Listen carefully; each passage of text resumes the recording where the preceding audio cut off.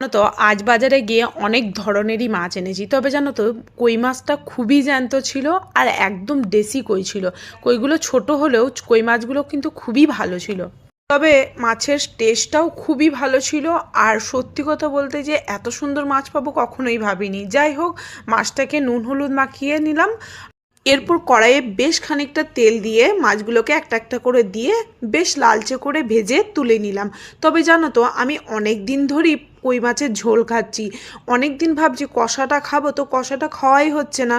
তো আজকেই বানিয়ে ফেললাম। যাই হোক, মাছটাও দেখো ভাজা হয়ে গেছে।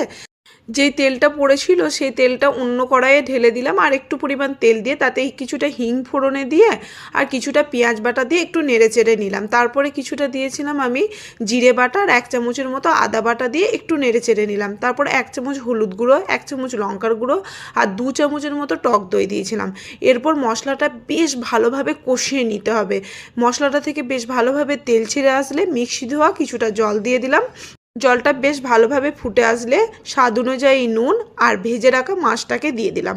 মাছটাকে দিয়ে বেশ ভালোভাবে ফুটিয়ে নিতে হবে। এরপর এখানে দুটো চেরা কাঁচা লঙ্কা দিয়েছি। তোমরা যদি ঝাল বেশি পছন্দ করো কাঁচা লঙ্কার পরিমাণটা বাড়িয়ে নিতে পারো। এবার বেশ ভালোভাবে কষা কষা করে নামিয়ে নিয়েছিলাম।